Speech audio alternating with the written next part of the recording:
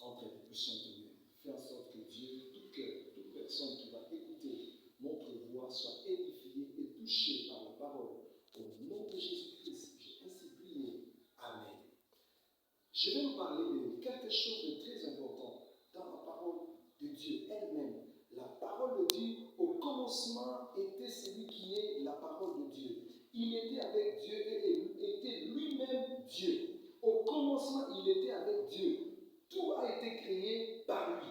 Rien de ce qui a été créé n'a été créé sans lui.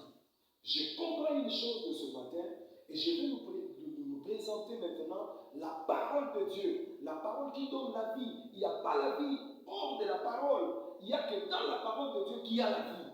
Et voilà pourquoi Dieu, sachant cela, même au début, écoutez, je vais d'abord vous donner un exemple. On ne peut pas dissocier l'homme avec la parole qu'il prononce. Cela veut dire qu'on ne peut pas dissocier l'homme avec sa parole.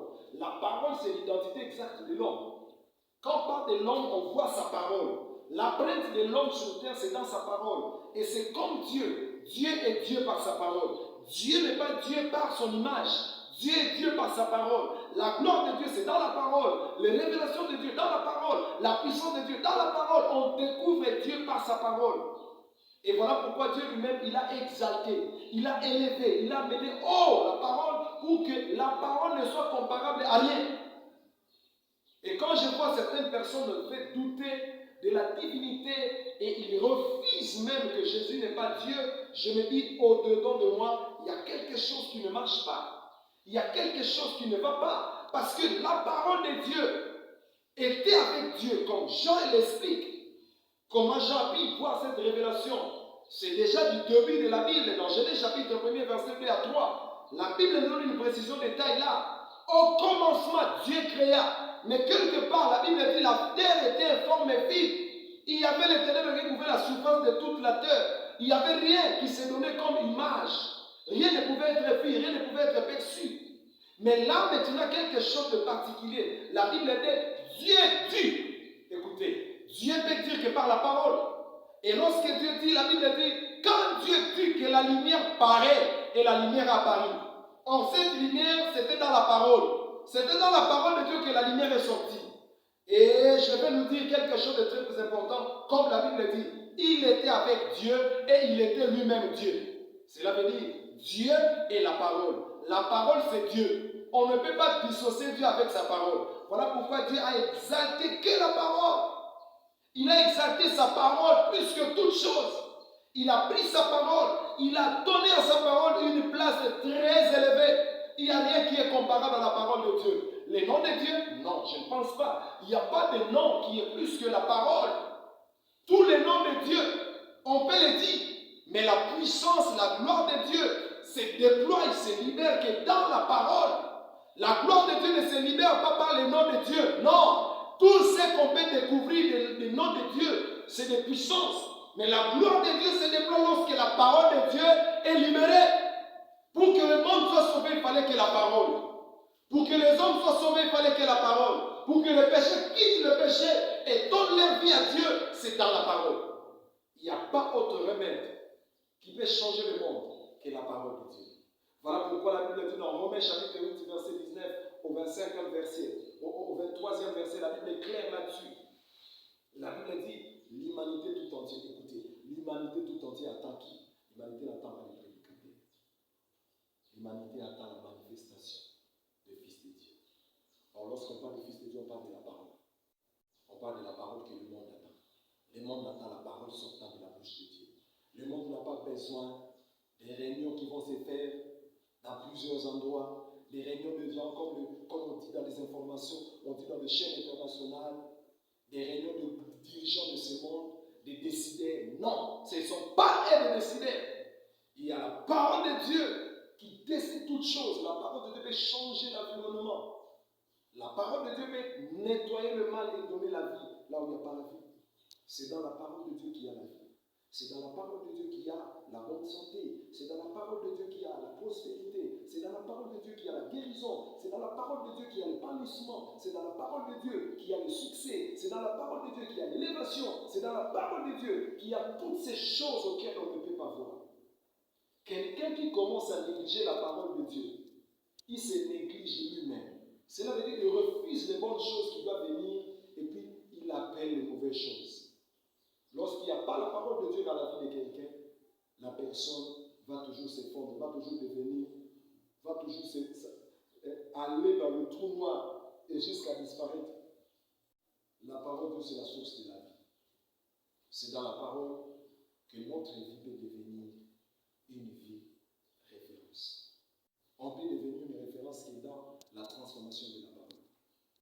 Et voilà pourquoi cette parole que je nous annonce aujourd'hui, cette parole que je nous annonce aujourd'hui, c'est les noms que la parole est. La parole de Dieu a un nom. La parole de Dieu ne reste pas toujours quelque chose de loin. Mais la parole de Dieu a un nom. Et le nom de la parole de Dieu s'appelle Jésus-Christ. En Jésus, il y a la vie.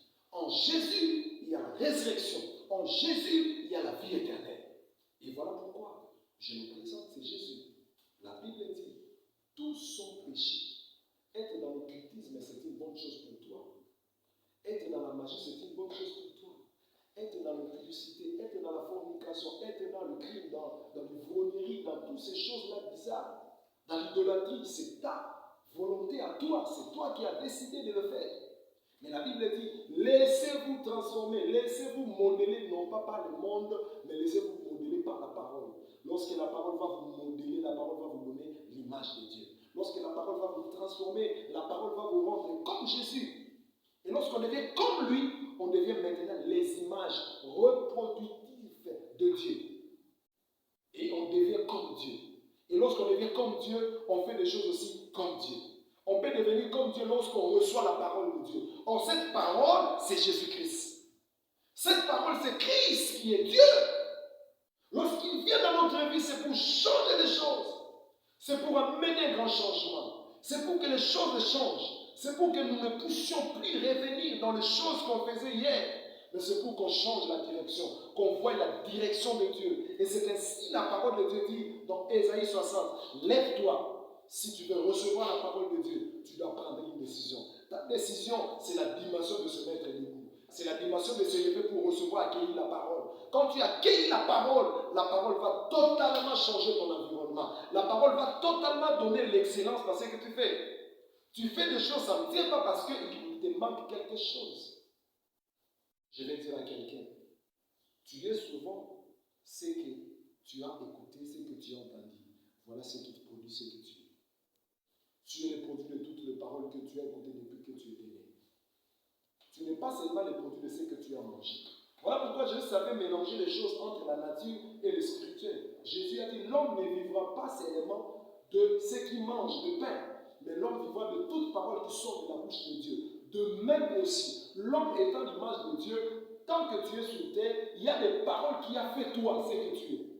Tu n'es pas seulement ce que tu manges, mais tu es aussi ce que tu entends. Ta vie est déterminée à ce que tu attends. L'excellence de tes paroles, l'excellence de tes actes est déterminée à tes paroles, à des paroles que tu as entendues et que tu as encaissées dans toi. Ce que tu as magasiné à toi comme des paroles, de partout tu es passé, de partout tu as vécu. Voilà pourquoi il y a des personnes, ils vivent une vie très souciante, une vie au cœur. Lorsqu'il vit, il est toujours là en train de se dire que non, moi je suis malheureux, moi je ne fais pas réussir, moi. Donc tout ce qu'il dit, c'est à cause de l'environnement auquel il a grandi.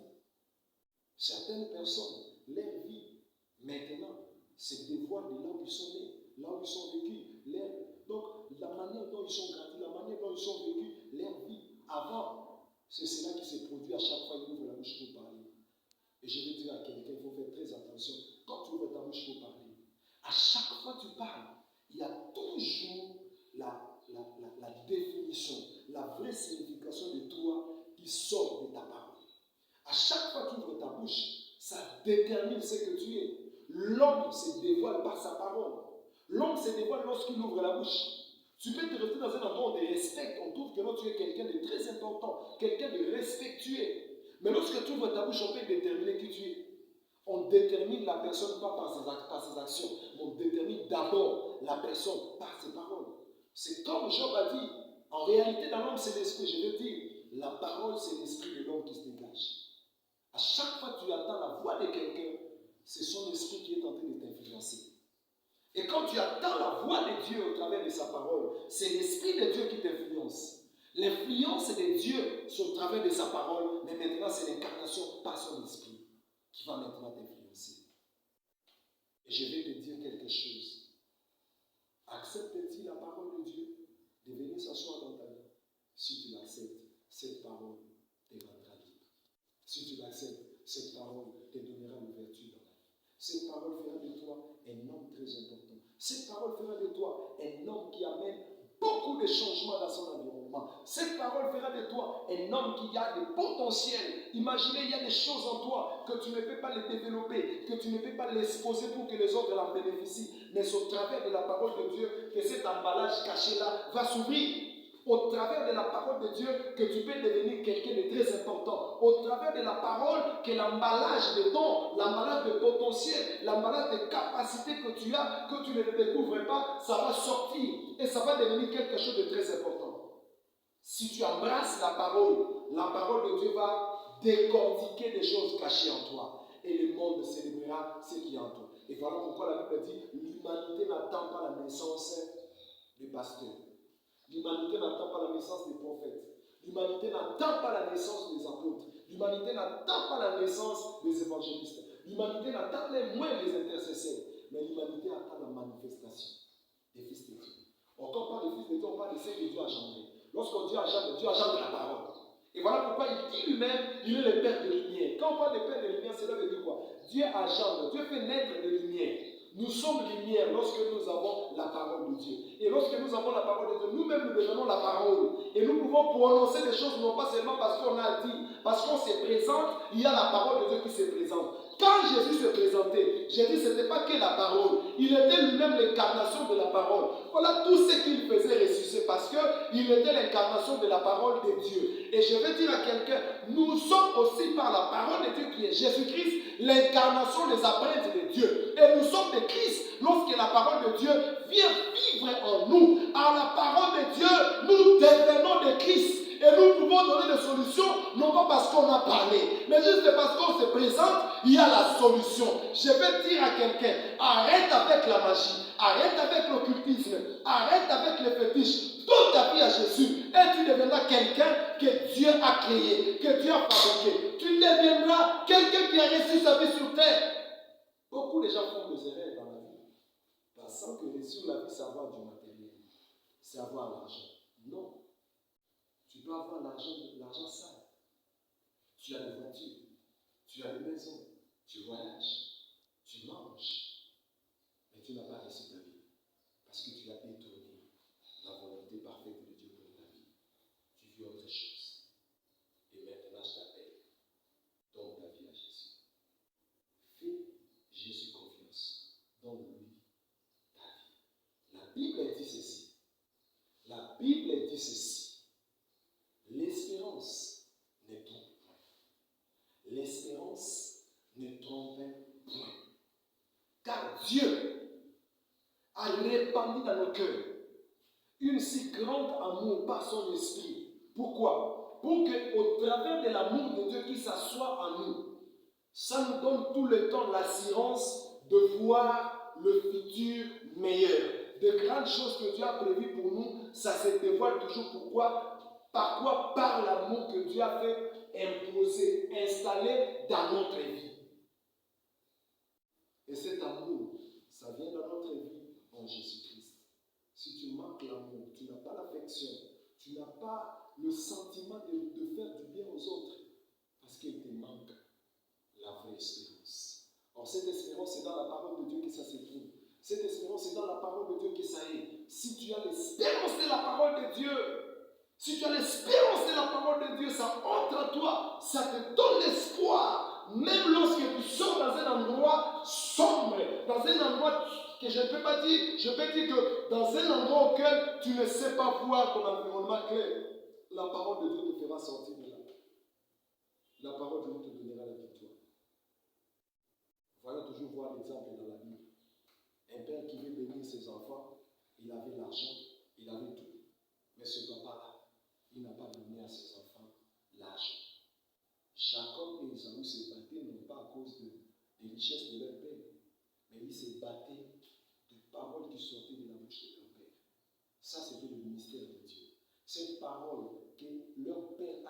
regardez ce Jacob.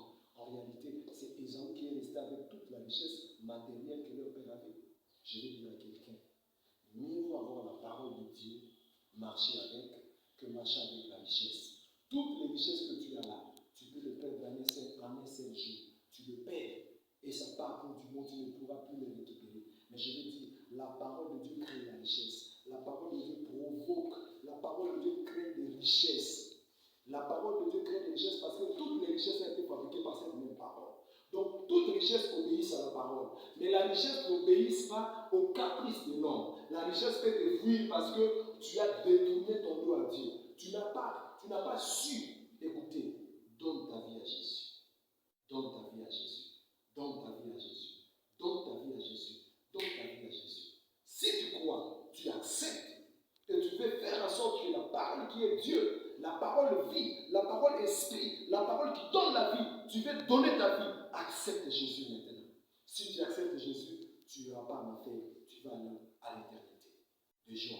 Là où on va célébrer, là où tout le monde sera réuni. Et si tu peux faire cette prière avec moi, Dieu te bénirait.